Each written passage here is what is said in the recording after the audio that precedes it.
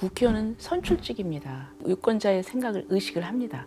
문제는 뭐냐면 법원, 헌법재판소입니다. 임명직이고 유권자를 의식할 필요가 없는 거예요. 복음적 가치관에 충실한 법조인들을 교육하는 것도 굉장히 중요한 급선무다.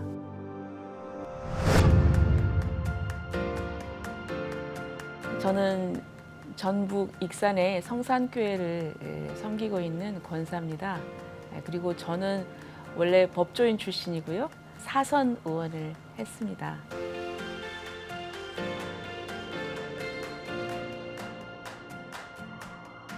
차별을 금지하고 보호를 한다. 취지는 굉장히 좋습니다. 그렇다면은 어느 일방만을 보호할 것이 아니라 동등하게 보호를 해야 되거든요. 예를 들면 그 차별금지법에 있어서 이제 성적 지향이라는 표현이 있습니다. 우리 대한민국에서는 사실 본인이 어떤 취향을 갖든 간에 그 자체로서 법으로 금지하거나 이러지는 않습니다. 그 자유롭게 본인이 선택해서 하는 것은 그거는 국가가 거기에 대해서 터치를 하지 않죠. 중요한 거는 우리가 공동생활을 하면서 사회 전반적으로 서로의 어떤 규범, 약속이라는 게 있지 않습니까? 그런 의미에서 어떤 사람이 이제 다른 견해를 가질 수가 있는 거죠.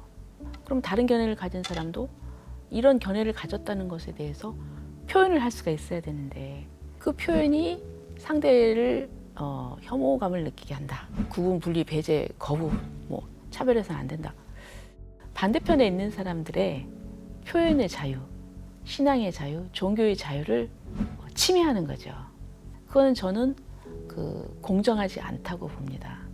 두 번째는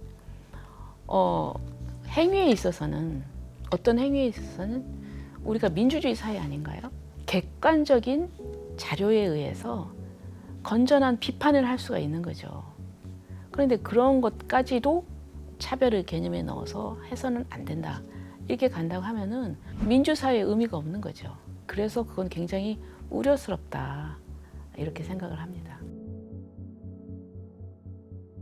보통 차별금지법 하면은 법률 이름은 너무 좋잖아요. 그러니까 그 법 이름만 가지고는 다들 이렇게 좋은 법인데 하고 그 내용까지는 잘 살피지 않죠. 국회의원들이 이제 업무상 바쁘기 때문에.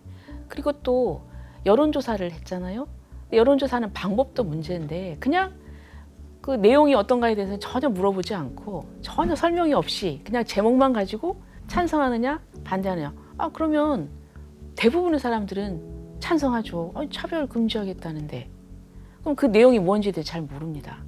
국회의원뿐만 아니라 일반 국민들한테도 그거를 정확하게 알려야 된다.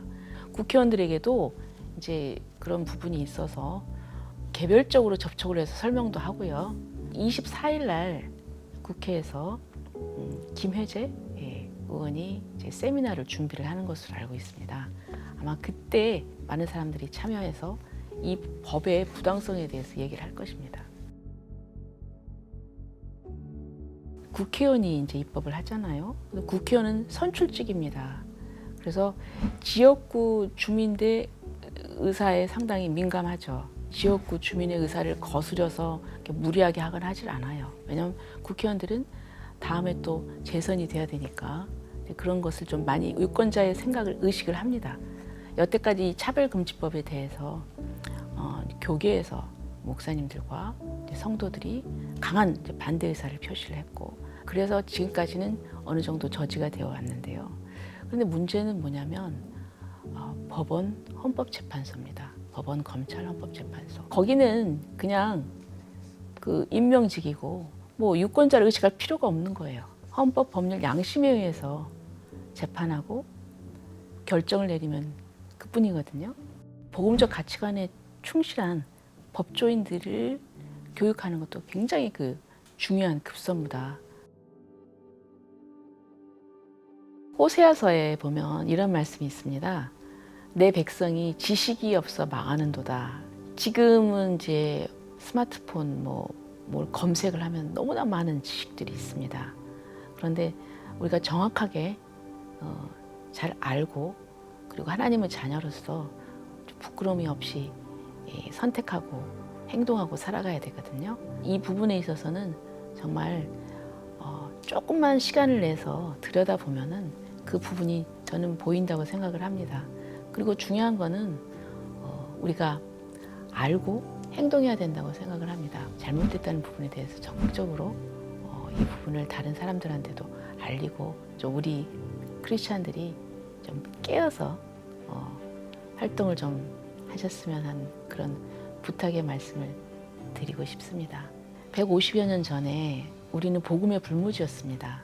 그런데 하나님께서 뜻이 계시고 이 복음에 사로잡힌 선교사님들이 오셔가지고 그분들의 눈물과 피와 땀으로 복음화가 되었고요. 지금 해외 선교사 파송하는데 세계 제2위입니다. 저는 우리나라에 특별한 뜻이 계신다고 생각합니다. 선교의 사명을 감당하는 국가, 제사장 국가가 된다고 생각하거든요. 그렇다고 하면 거기에 걸맞게 우리나라 자체가 이 법과 제도가 복음적 가치에 충실한 그런 나라가 돼야 이 소명을 더 잘 감당할 수 있다고 생각합니다.